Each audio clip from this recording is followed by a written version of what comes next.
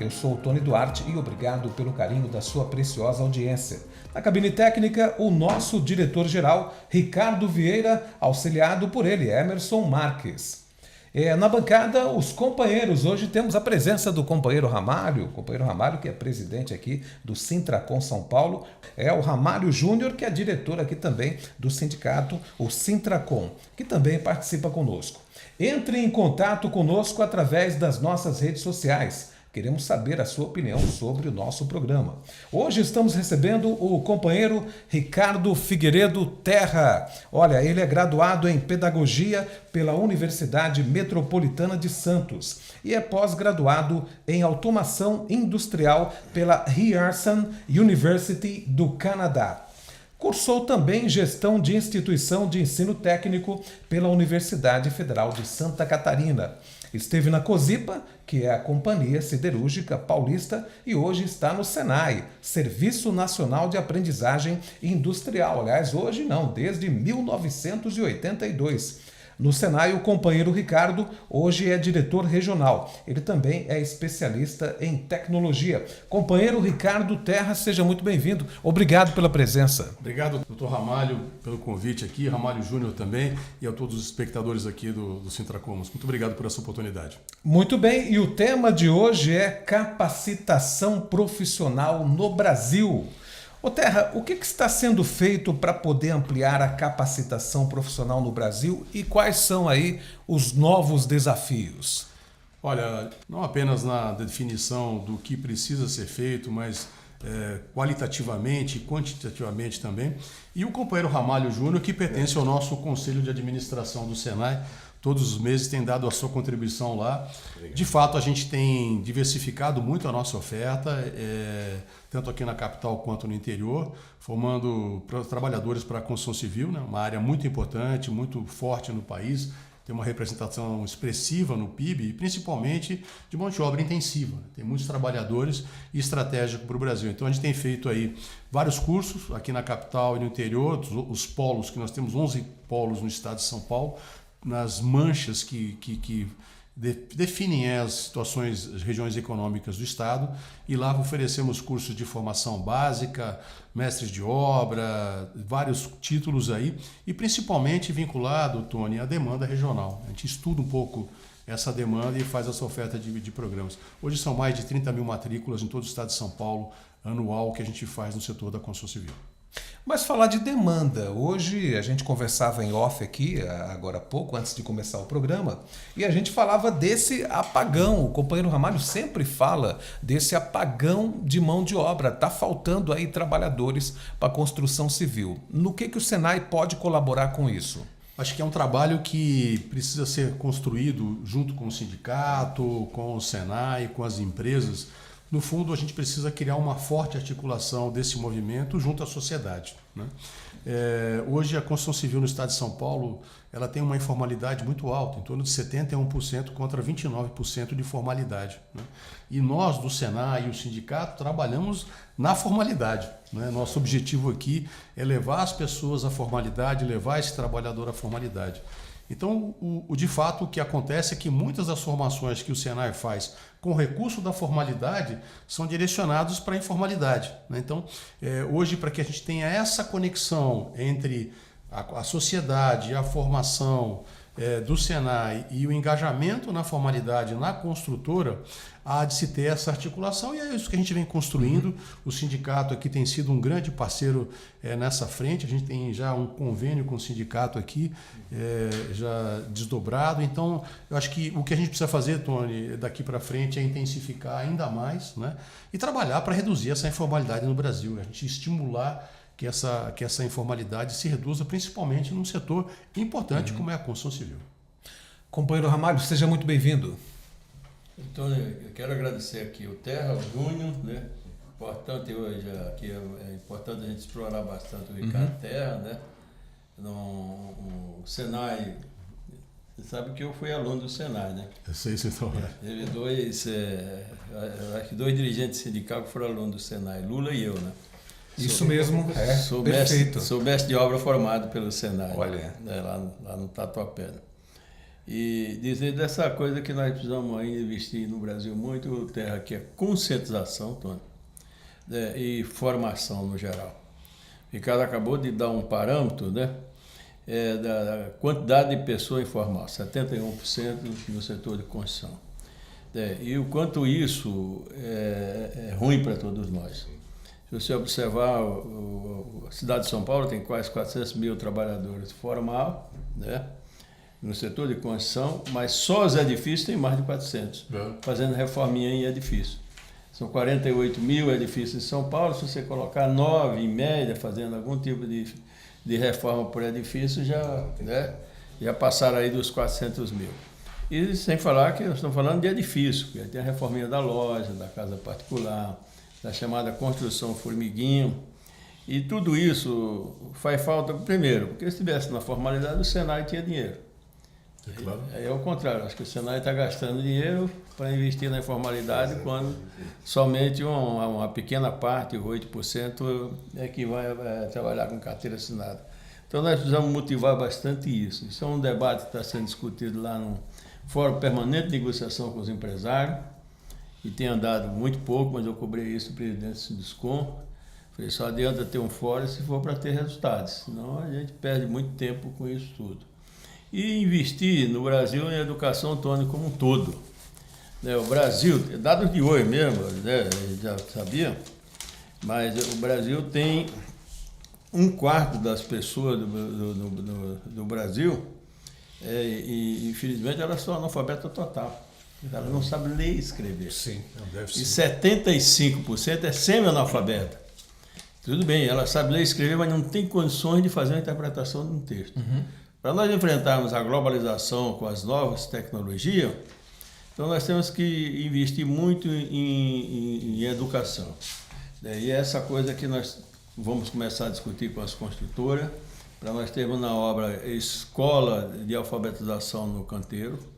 É um projeto que eu defendo há 40 anos, que é canteiro e escola com a porta para a rua, para estar preparando muito isso aí, e para dar condições da gente concorrer com a nova globalização. No meu tempo, e aliás na época que eu fiz o curso lá, ainda era a época do pé do muro, né? Do livro do pé do muro lá, né? Se eu não me engano, feito na época por o professor Alfredo Facombaldi, quem eu também tive aula de tecnologia, né? E aço, né, muito importante na área do concreto, e hoje nós temos coisas que com o celular já detecta o solo, que tipo de coisa eu tenho que fazer lá, né? Quer dizer, antes eu precisava tirar todas as vezes aquela terra, ir para o laboratório, fazer um monte de ensaio para saber qual é a sondagem que eu ia fazer. Quer dizer, hoje eu chego lá e um aparelhinho com o celular, um aplicativo aqui, eu detecto, né? Agora, como é que eu faço para a pessoa fazer isso se ele não tem educação, se ele não sabe ler e escrever? Nós não ensinamos ele, inclusive, a interpretar um texto, sim, né? É verdade. E às vezes eles são muito inteligentes, têm facilidade até de interpretar um projeto no papel. Mas quando o projeto vem para o tablet já, e hoje a maioria é no tablet, né? Ele tem dificuldade, porque ele tem dificuldade de mexer com essa coisa toda. E eu acho que isso, nós precisamos investir muito nessa coisa da educação, para que a gente possa concorrer com outros países. Você tem, nesses 132 países que a ICM é filiada, né, nós temos a maioria dos países, principalmente os países da Europa, que a carga horária ela é 35%, 36 horas semanal, né, por semana. Ou seja, você tem aí uma condição enorme de que esse trabalhador possa ter mais tempo para se qualificar, para ele ver como é que ele opera. E, inclusive, não só falando em construção, não falando de agricultura. Quer dizer, você não vê, né, até mesmo no interior de São Paulo, mais um maquinista, um tratorista operando o trator. Né? Você faz tudo pelo celular e ele está fazendo tudo isso lá. Isso fez com que hoje nós temos no Brasil um déficit habitacional de 7 milhões de moradia, um pouco mais, mas também isso existe desde quando eu nasci. Eu nasci em 49. Se você for perguntar qual é o déficit habitacional em 49, era 7 milhões de pessoas. Quer dizer, continua. Naquela época, quando eu nasci em São Paulo, tinha 1,5 milhão de habitantes, hoje tem 12 milhões de habitantes, né? Continua no Brasil o déficit habitacional. Mas o que é que aumentou, né? né, que antes não tinham. O que aumentou é que 28 milhões dessas pessoas moram em residência inadequada. E daí sai a informalidade. Esse pessoal que vieram da roça sem formação, sem qualificação, foram invadir terra ou ocupar, talvez invadir seja agressivo, mas ocuparam terras públicas ou não públicas, né? E nós temos, infelizmente, uma situação precária, Tony, com isso tudo. Mas o importante hoje aqui é a gente ouvir o Ricardo, o Júnior, que são especialistas nisso, estão trabalhando nisso, e o mais importante de tudo, Ricardo, é o que vamos fazer, né? Eu estou cobrando isso muito dos nossos empresários, né? O que vamos fazer? Cobrei duro do presidente Sinduscon esses dias aí, eu falei, tudo bem, vocês dizem que tem informação aqui e ali, onde é que fica, né? Por que não fazer junto? Por que nós não damos as mãos para fazer junto? Porque me diz onde é a obra para visitar, não sei onde fica. Me mostra a escola no seu Senai, onde é que fica. E o Senai, na minha época, era mais difícil ainda. Porque para a construção civil só existia o Tatuapé, na rua Tuiuti, né? É verdade. Aí como é que o cara sai lá de Parelheiro, 5 horas de viagem para vir fazer um curso aqui? Quer dizer, era quase impossível. Quantas vezes eu, quando fazia o curso lá, um dia me acordaram lá porque eu cheguei tão cansado da obra, deitei num banco e dormi lá, né? No banco, o pessoal foi lá ver se eu estava doente, né? E não estava, mas mesmo assim, o que ele dava pra gente? Uma sopa, né? Ainda tem a sopa lá?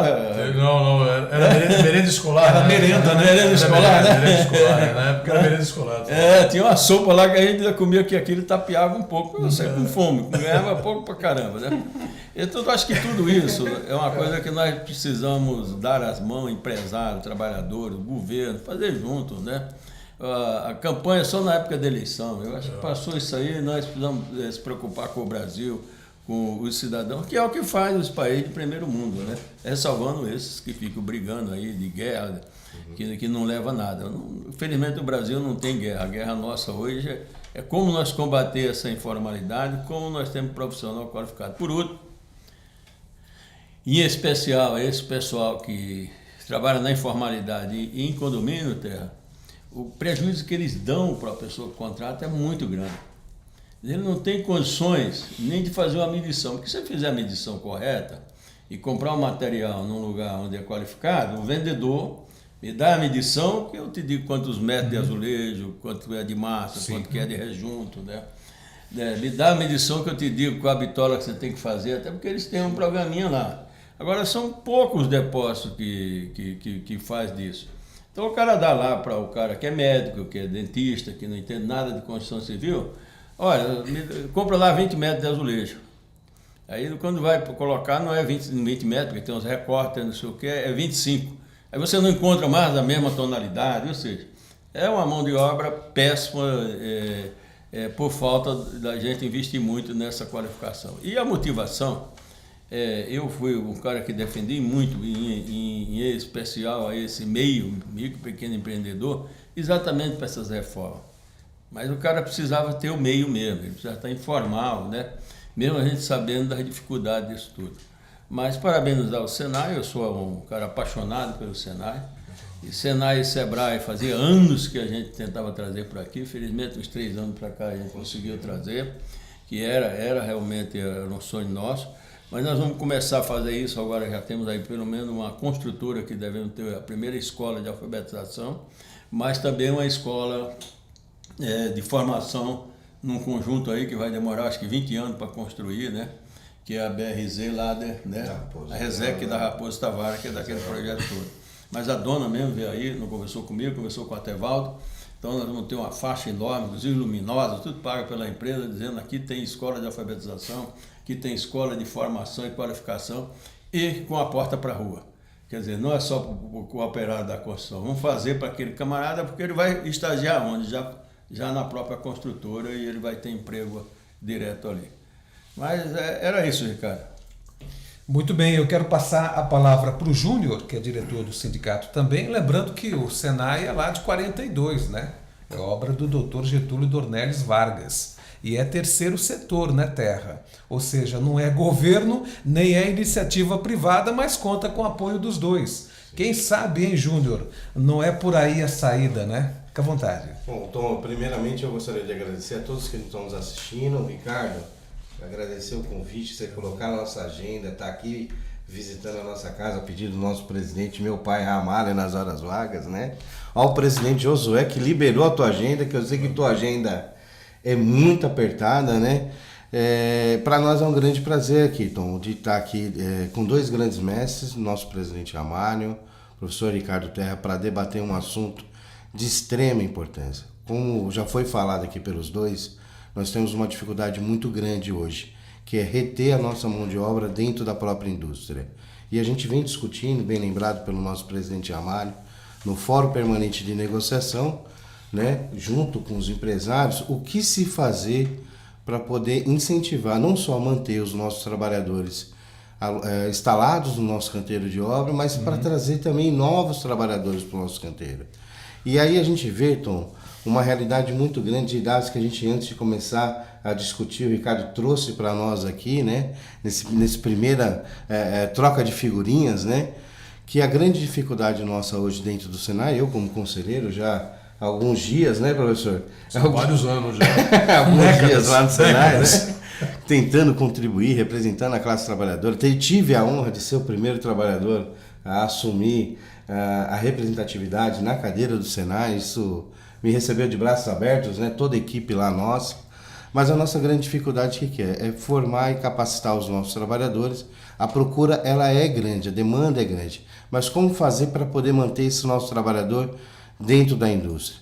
Precisamos aumentar um pouco mais a questão do incentivo financeiro desses nossos trabalhadores. Precisamos criar formas na qual ele comece como ajudante, mas ele possa almejar a ter um cargo melhor dentro do canteiro, a ter um progresso de promoções e de incentivo de capacitação profissional ao longo do seu período de vida dentro da empresa, né? Então eu quero explorar muito isso, tanto do nosso presidente Ramalho, que tem essa bagagem espetacular, mas também do professor Ricardo Terra. O Ricardo Terra, ele não só administra o nosso Senai muito bem administrado pelo Estado de São Paulo inteiro, mas é o nosso principal representante, inclusive na troca de experiências, né, pelo mundo aí afora, né? O professor Ricardo Terra raramente está aqui só no Brasil, né? Praticamente todos os meses ele vai para fora, vai para a Alemanha, vai para outros países, vai para a Europa, vai trocar figurinha lá com outros industriais para trazer essa tecnologia para cá. Eu sou suspeito de falar do Senai São Paulo, Tony, porque depois de todo esse tempo dentro do Senai, a gente identificou que o Senai do Estado de São Paulo ele consegue capacitar qualquer trabalhador e trabalhadora nossa que tem interesse em uma de nossas indústrias. O investimento que nós fazemos, junto com todos os outros conselheiros do nosso Senai, que administrando lá, o Ricardo sabe disso, nós vivemos vírgula por vírgula, centavo por centavo do que é aplicado, aonde está sendo aplicado, o que está sendo feito de compra de novas tecnologias, para que a gente não deixe a nossa mão de obra, principalmente a nossa mão de obra paulista, para fora do mundo. Pelo contrário, a gente quer inserir a nossa mão de obra paulista para esse universo de primeiro mundo. Nós estamos falando de um país em crescimento, o Brasil está em crescimento há décadas, praticamente desde a sua fundação, mas aí eu vejo essa questão do respeito que nós temos na formação e capacitação. E detalhe, o número de pessoas que nós formamos gratuitamente dentro da nossa unidade aqui no estado de São Paulo é um número que abate todo o Brasil. Eu acho que não tem, o Ricardo pode confirmar isso, não tem um departamento do Senai, nas outras unidades nossas da federação, que consegue ofertar tantas bolsas para que a pessoa tenha acesso à sua capacitação profissional. Mas, Ricardo, a gente veio aqui para te ouvir o presidente Ramalho. Isso, eu quero explorar muito, fique à vontade, Tom, para mim explorar o que eu puder responder, o que eu não souber responder, vou trocar e jogar bola figurinha aqui, tanto para o presidente Ramalho quanto para o nosso convidado, grande convidado, Ricardo Terra. Então, Terra, o Júnior está falando aí, e o companheiro Ramalho bate muito nessa tecla aqui no sindicato, que é essa questão da formação profissional. Outro dia nós recebemos aqui o Dr. Hélio Zilberstein, que é uma sumidade, né? Abrilhantou o nosso programa com a sua presença, e ele falou exatamente aquilo que a gente vem falando já há décadas no Brasil, que é essa dicotomia entre educação e trabalho, porque a escola pública ela não forma, por exemplo, o pedreiro, né? Nós temos aí, como falou, um apagão, né? Temos uma demanda muito grande e são poucos profissionais para suprir as vagas da construção civil. Mas a escola pública não forma o pedreiro, não forma o mecânico, ou seja, que são funções básicas que inclusive ia ajudar as famílias. E seria muito importante que houvesse essa harmonia entre a escola pública e, evidentemente, a formação profissional. Como é que você do Senai vê isso? Olha, Tony, primeiro a gente tem alguns desafios no Brasil que a gente perdeu um bônus demográfico, tá?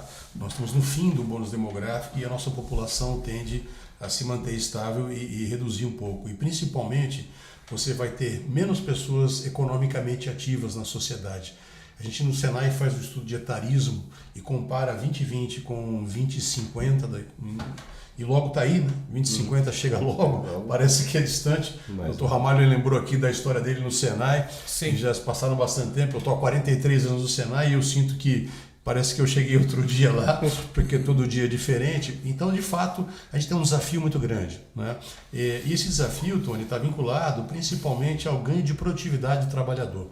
E esse não é um fenômeno do Brasil, ele é um fenômeno global. Os países mais desenvolvidos já enfrentaram esse problema há mais tempo, como Alemanha, Suíça, Japão. E qual é a saída para esse cenário de redução de quantidade de pessoas ativamente no mercado? É ganho de produtividade.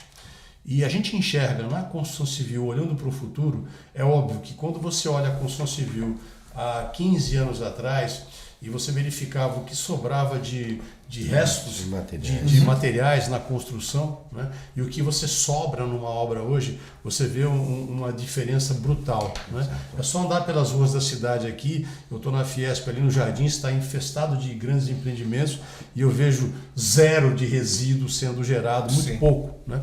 Então a construção civil já teve um avanço gigantesco, isso é um esforço das empresas junto com os trabalhadores. Mas, de fato, a construção civil precisa ganhar mais produtividade. E ela não ganha mais produtividade por uma questão, um dos fatores, um dos vetores é a questão tributária. Você tem uma dificuldade porque tudo que entra industrializado dentro da construção civil tem uma tributação de 27%, que é a indústria de transformação. O Ramalho comentou comigo, eu tive esse ano recentemente na maior feira industrial do mundo, que é Hannover Messe, e andei por conversando com 3 CEOs de empresas na Alemanha, então eu estive em 3 cidades diferentes. Nos 3 hotéis que eu fiquei, doutor Ramalho, os boxes eram de compósito, né? Vazamento zero, velocidade de instalação rápida, porque você chega com aquilo. Só que isso no Brasil paga 27% tributo, é industrializado, né? A construção civil tem uma tributação menor, né? Então, a reforma tributária corrige isso. A reforma tributária faz correções importantes no Brasil, ela entra em pleno vigor em 32, mas tem uma rampa até lá. A gente tem, por exemplo, só como curiosidade para os nossos ouvintes, a gente exportava café, né, e não fazia uma cápsula, e as perguntas falavam, poxa, a gente exporta café e não faz uma cápsula e fabrica avião, né? Somos a terceira maior fabricante de avião global, uma tecnologia complexa, e como é que a gente não faz? Porque tinha problemas aí, obviamente, o empresário tem um foco em obter superávit e nas suas operações, então, de fato, a reforma tributária não tem muita possibilidade no futuro de agregar valor ao alimento também e industrializá-lo, porque a reforma tributária também corrige essa questão e no final do nosso tempo aí de 32.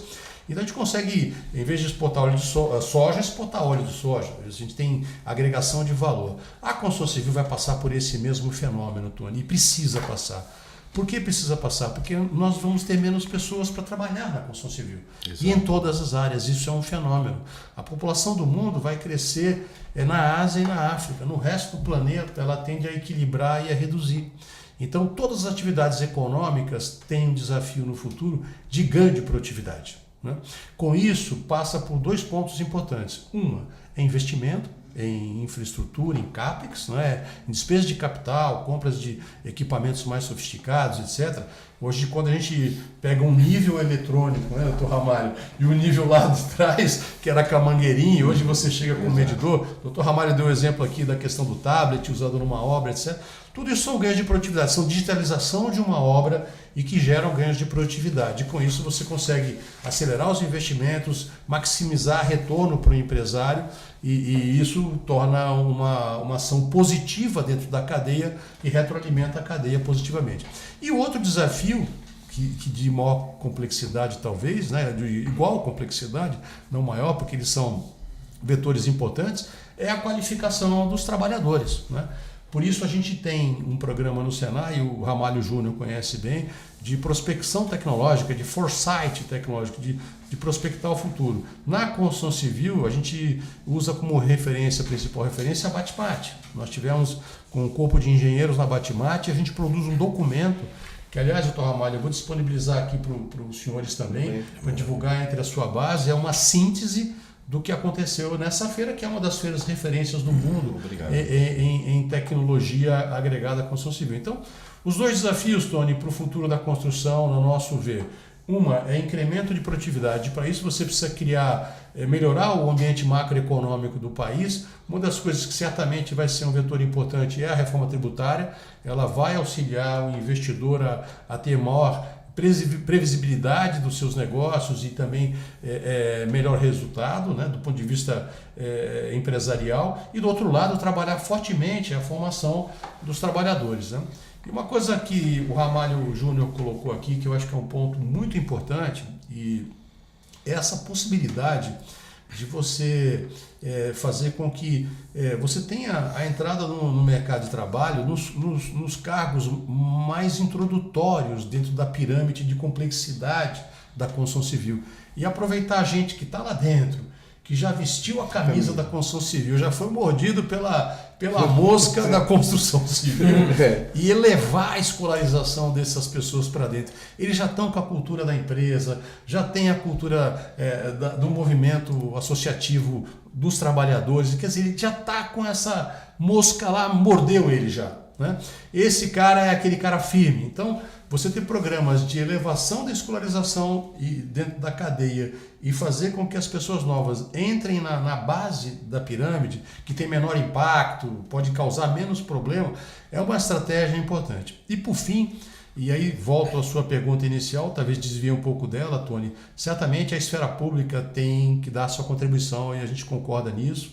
E a gente tem discutido muito com o governo do Estado aqui, principalmente com o nosso secretário, Feder, e hoje a gente tem uma boa articulação com a Secretaria de Educação, fazendo o Ramalho conhecer os nossos alunos junto com a rede pública aqui no estado de São Paulo, numa última visita à humanidade. A gente está intensificando essa relação, de fato, para trazer essa comunidade para o Senai. Mas uma coisa que precisa ser trabalhado muito, e aí é na escola propedêutica, é na escola de educação geral, e desde o início da trajetória desse jovem, é que o aluno da escola propedêutica, da escola geral, ele não tem noção por que ele vai na escola, né? E no fundo, ele vai na escola porque ele quer se qualificar com o que nós chamamos de conhecimentos gerais, tá certo? Que o Dr. Ramalho comentou alguns deles aqui, interpretação, etc. Mas por quê? Porque lá na frente ele vai entrar no mercado de trabalho, né? O jovem não enxerga isso. Então, a gente tem que abrir uma agenda forte com as esferas públicas, principalmente para que essa questão do mundo do trabalho seja discutido dentro do ambiente da educação geral, né? Para que a gente consiga, de fato, criar um grande movimento de conscientização nesses jovens da importância dele estar junto ao trabalho regulado, apoiado por uma CLT, em que ele tem benefícios previdenciários, que ele tem segurança, que ele tem todos os benefícios de uma legislação trabalhista posta no nosso país e que é rica e traz aí benefícios importantes, que conquistam os trabalhadores, da discussão com os empresários, etc., mas que estão postas e que são boas, né? Então, e que são dinâmicas também, né? Justo não são dogmas, não devem ficar eternamente, elas têm a sua dinâmica da evolução, mas a gente precisa, junto da escola pública, tratar muito fortemente esse tema do mundo do trabalho, né? Para o jovem entender que ele vai na escola porque um dia ele quer ser um cidadão ativo da sociedade, participativo. São várias as definições que o pessoal da educação traz, e eu sou dessa área, mas de fato, na essência ele vai um dia precisar ir para o mercado de trabalho e vai trabalhar. E as habilidades básicas que a educação propedêutica lhe entregam são fundamentais. O Dr. Ramalho chamou a atenção delas aqui agora há pouco, né? Então eu acho que nisso, Tony, a escola pública poderia dar uma grande contribuição. Sim, com certeza. Então, e eu lembrando aqui, Ramalho, vou passar a palavra para você. O Terra falou dessa questão da produtividade. Eu me lembro que há uns 20 anos atrás, 2 décadas atrás, lá no ABC, Júlio, os camaradas aproveitavam aqueles containers, né, aquelas caçambas, do resto de material de construção. Tinha gente que fazia uma casa dali, o Ramalho. E hoje você percebe que não sobra mais nada, né? Olha, Tony, eu tenho 57 anos de obra, né? Sou obra desde 1968. Já melhoramos em tudo muito, a gente não pode negar. Eu lembro que há mais ou menos 45 anos atrás, com 48, nós visitamos a Faculdade de São Carlos, eu acompanhando o Alfredo Facombal, que foi meu professor na área de tecnologia de concreto e aço, né? E nós fomos entender um pouco lá, o Facombal queria entender um pouco como é que eles tinham feito uma pesquisa que falava que 33% ia para o lixo, né? Então precisava entender um pouco, não é possível que vai tudo isso para o lixo, né? Na realidade tinha o desperdício, mas não é que ia para o lixo. É que na época o calculista, como não tinha engenheiro para fazer obra, quem fazia eram os mestres, né? E nós não tínhamos mestre brasileiro na época, era tudo europeu. Eu aprendi com esse pessoal, até brinquei com eles até hoje. Vocês são os pedreiros ruins da Europa que vieram ensinar a gente aqui. O pessoal não quiseram lá, né? Mas o calculista já colocava no cálculo, era 20% a mais, para o prédio não cair na nossa cabeça. Aí a mão de obra péssima, pior que hoje, né? Era bem pior que hoje. Então a parede, em vez da parede ter 15 centímetros, no máximo 15 centímetros de largura, ela tinha 30. Porque o cara fazia ela torta, né? Ela fazia ela aqui. Quando fazia aqui a torta, eu tinha que encher tudo isso aqui para chegar aqui, aqui tudo encher para chegar aqui. Era quase uma muralha. Né? Então, aquilo era um desperdício, e era assim tudo. E como também a coisa era muito feita, fabricada na obra, né? E tem o diabo dessa tarefa, que não tem jeito, essa praga aí, desde aquela época já tinha. Então o cara trabalhava na sombra como tarefa. Então imagina, ele precisava de uma tábua de 1 metro. Se você queria procurar uma tábua de 1 metro, pegava de 12 metros e cortava 1 metro, né? E é por isso que sobrava todo esse material que você está falando lá, porque o cara na hora de cortar ferro, tanto é que nessa época a gente vendia muito ferro, sobra de ferro, para fazer churrasco todo mês no canteiro de obra. Aí, imagina os maldosos cortavam de propósito mesmo, cara, para ficar, né? Que era para ficar lá e fazer aquilo, que era uma forma de vender tudo aquilo. Nós ainda temos falha na qualificação, muito ainda, né? Nós ainda temos muito apartamento, eu de vez em quando recebo apartamento de amigos meus, tenho que mandar quebrar o apartamento inteiro. Porque você pega o banheiro, até brinco com o cara, né? Eu não levo muito nível para ver o apartamento, eu levo uma bolinha de gude, né? Uma boa forma de ela vai para tudo quanto é lado, mesmo pro ralo, então a água fica encostada do lado. O cara faz lá o teto, né? Com aquela coisa super torta, e o marceneiro, que é tudo certinho quando vem colocar, e de um lado ele encosta, do outro precisa de 5 centímetros, então eu tenho que fazer uma outra moldura de gesso. Então tudo isso ainda são desperdícios que para ficar direito nós precisamos refazer e que precisamos trabalhar muito com isso, e tudo isso se dá por conta da tarefa. Infelizmente, nós estamos discutindo muito isso, mas eu sou a favor da tarefa, desde a produtividade, mas desde que ela seja com qualidade e com tempo normal. A tarefa é um termo técnico. É uma empreitada que as pessoas fazem, as construtoras chamam de prêmio, que não é prêmio. Prêmio é quando você dá, né? Quando você empreita para fazer, olha, você vai fazer essa parede aí, eu te pago, sei lá, R$30 um metro quadrado, né? Então, é lógico, quanto mais o cara faz, né, mais ele ganha. Com isso, o que acontece? E é uma coisa que está sendo discutida, inclusive, eu tentei levar isso para o Congresso, agora para o Ministério do Trabalho, né? E todo mundo está com medo de assumir isso. Porque o nosso pedreiro, o piso é R$2.513. Só que a maioria dos nossos pedreiros ganha 20 mil por mês. A maioria. O piso é só uma referência. O piso é só uma referência. Agora, ele não recebe essa diferença lá, que dá mais de 80%, por dentro. Ele recebe por fora em espécie. Sim. Então, às vezes, eu tenho falado muito com o pessoal da construção, com a CEBIC, eu falei, nós brigamos tanto pela preservação do fundo de garantia e nós sonegamos 80% do fundo de garantia nós mesmos, na informalidade. Porque se eu pago por fora, nós perdemos no fundo de garantia, a previdência privada perde, o trabalhador perde o 13º, ele perde no aviso prévio dele, ele perde na sua aposentadoria. Sim, é verdade. A contribuição do Senai perde também, presidente, porque está baseada pela folha. Porque ela é totalmente informal. Então, quando o Terra falou aqui que nós vamos trabalhar na formalidade, eu acho que tem que ser uma formalidade com tudo. Porque você vai na Europa, pega a França lá, o Canadá, que é 31 horas. Mas o desperdício do Canadá é zero mesmo. Mas por que é zero? É zero porque a mão de obra é ótima, o cara tem que ser de primeiro mundo. Você nem vê um pedreiro lá sujo. Eu fiquei uma vez no Canadá, né, aquele frio desgraçado, me deixaram no hotel, eu lembro que de manhã cedo eu olhei, a obra estava na altura da janela. Eu fui dormir no dia que eu acordei, a obra tinha dobrado. Caramba! E ele já vem com aquela coisa toda montada, mas quando você vai ver lá, é certinho as medidas, é tudo certinho. Nós ainda temos ainda essas grandes dificuldades, ressalvado algumas poucas construtoras que mantêm essa mão de obra aí. Por isso, eu acho que a educação no geral e a qualificação no geral, ela pode ser importante para todo mundo, para combater o desperdício, porque o cara comprou um apartamento, ele pagou por isso. Isso. Né? Então ele pagou por isso. Então eu acho que nós precisamos continuar trabalhando nessa coisa da educação como um todo. Agora não basta só ser educação na formalidade de obra. A qualificação da mão de obra. Nós precisamos preparar o homem na educação como um todo. A gente precisa fazer essa mudança no Brasil. E aí alguém, quando você quer ser contra, Ramalho, mas você conhece o continente africano? Porra, vocês querem comparar com a África, né? Para os melhores, né? Sim. Vamos comparar com o Japão, vamos comparar com a Suíça, com as cidades, né? Talvez até com a China, hein? Ou até com a China, né? Bem que a China ainda tem uma mão de obra escrava desgraçada, só que é boa, viu? Né? Você vai ler tudo certinho, é tudo nas medidas corretas. Né? É eficiente, né? Então, agradecer aqui, vamos finalmente, Tony, ao Ricardo aí pela vinda aqui dessa aula para nós e junto a gente construir aí com a Fiesp, com o Senai, com o Sebrae, com o Siduscom, com a CEBIC. A CEBIC hoje tem um presidente nunca visto. Né? O presidente da CEBIC, o Renato Corrêa, ele é de uma habilidade política que eu acho que a CEBIC nunca teve.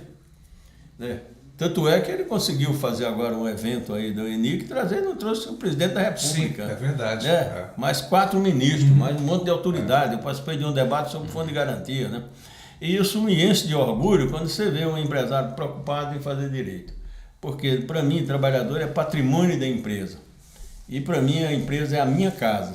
Se não tiver um empresário com coragem de investir, e não é fácil investir em qualquer parte do mundo, pior no Brasil, é um risco que acontece sempre, nós não vamos ter emprego. Então, eu acho que em empresário, trabalhadores e governo precisa trabalhar junto, porque os três dependem um do outro. O governo precisa de recolhimento, de encargo, precisa de imposto para poder fazer isso. O trabalhador precisa de emprego, eu acho que de emprego decente, nós precisamos ter uma melhor distribuição no Brasil e legalmente, eu não estou falando só para a construção não, no geral. Né? E o empresário precisa ganhar muito dinheiro e ter também uma melhor distribuição de renda, por quê? Os empresários que ganham dinheiro no planeta, mas principalmente no Brasil, é muito pouco. 140 mil pessoas no Brasil ganham acima de 50 mil reais por mês. Isso é o quê? Menos de 1%. Sim. De 220 milhões de pessoas. Então nós temos a pior distribuição de renda do mundo. E quando imagina, tem 5 que ele tem uma renda equivalente a 110 milhões de pessoas. Então tudo isso nós só vamos mudar através da educação. Não vamos mudar através de movimento de greve, nem de movimento de rua, nem de agressão, nem de ofender os outros. Mas nós precisamos discutir junto o que fazer. Num debate saudável, construído, né? Respeitando parte a parte e pensando no Brasil, mas pensando que nós vamos precisar de um futuro melhor em todas as áreas, sustentabilidade, meio ambiente. Isso é uma responsabilidade de todos nós. Pois é o meu neto, é o meu bisneto que vai estar aí no futuro. Sim, é verdade. Como que é o meio ambiente do futuro? E até quando nós temos água no subsolo, que vem lá do Rio Grande do Norte até aqui Miranda do Paranapanema, né? Os aquíferos, né? Os aquíferos, né? Até quando temos isso, né? Sim. Até quando nós vamos ter o Rio Amazonas, esse rio todo com água, Sim. né? Ou nós vamos chegar uma época que nós vamos ter quase tudo igual ao Rio Tietê aqui, né? Que tem tudo, menos água, né? Né? Que passa ali, a gente nem sabe o que passa disso tudo. Então eu acho que tudo isso são um debate que eu acho que nós precisamos incluir em todas as escolas, na qualificação. Né? Eu aqui, quando tenho a oportunidade de falar com os alunos do Sebrae, passo aí, eu falo muito disso. Eu falei, aprender a fazer obra é com os professores do Senai. Né? Agora, eu quero falar mais de política com vocês, eu quero falar mais de educação, como é que nós vamos mudar essa coisa? Como é que nós vamos trazer a família para apoiar, para você tomar cuidado de ter na sua casa, né, um lugar onde você vai colocar lata, onde vai colocar plástico, onde vai colocar lixo orgânico, né? Sim. E qual o destino dele? Como é que nós vamos fazer isso? Sim. E isso é uma coisa que precisava ter nas escolas, né? E infelizmente não tem. Eu acho que escola no Brasil precisava ser integral, esse negócio de 4 horas, o pobre nunca vai chegar a oportunidade nenhuma. Ontem eu discuti com a senhora, né, de uma empresa, não vou falar o nome da empresa para reservar, mas só não xinguei ela, porque eu tive que engolir a língua várias vezes. Porque ela liga para reclamar do meu pessoal que faz no canteiro de obra, né? E aí fala assim, eu acho que é um negro. Tá bom, mas é porque é negro, fez coisa errada. Racismo. Né? Ela falou, não, porque ó, você vê se agora esse negócio de cota nas escolas, né? Por que tem que ter cota para o negro? Eu falei, eu nem quero entrar nesse assunto, porque você me ligou para outro assunto, senão eu vou dizer para você o seguinte, né? O negro tem a mesma alma, o mesmo sangue que tem o branco, e até que muitos dos brancos têm a oportunidade de pagar uma boa escola e depois entrar até numa boa universidade e fazer a diferença. Às vezes o negro e o pobre, por várias razões, não chega por isso. Não, você está defendendo que você tem um genro preto. Eu falei, não, eu tenho vários. E tem um monte de primo preto. Eu sou da família Ramalho, que veio lá de Portugal, eles teve muitos relacionamentos aí com a africano, né? Sim, e eu tenho um primo preto, continua preto, é Ramalho, né? Vai estar lá, não é isso. Mas ainda são cultura que nós vamos estar debatendo nas escolas, combatendo, esclarecendo, né? Por último, eu tive que encerrar com ela dizendo o seguinte, olha, se o pessoal nosso for no teu canteiro de obra, que tinha coisa errada, porque senão não iria. Não faz certo, viu, senhora? A senhora já está querendo discutir comigo racismo, não tem nada a ver com isso. Sim, não é? Tenho sim, vou sempre continuar combatendo essa coisa de discriminação, que eu acho que ela é horrível, por isso eu criei o CDN, Centro Democrático dos Nordestinos, né, exatamente para a gente combater preconceito e discriminação. Né?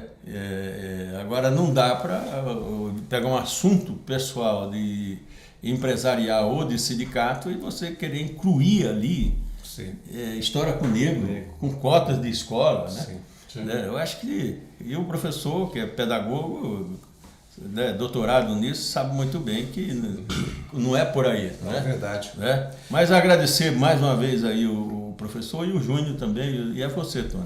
Se o senhor me pedir rapidamente, Ramalho, sobre esse assunto da circularidade. Então, eu ia pedir, Ricardo, que nós não temos mais tempo, eu ia pedir para você fazer a sua fala final, deixar os seus contatos e dar uma rápida pincelada, que até o companheiro Ramalho falou sobre essa injusta distribuição de renda.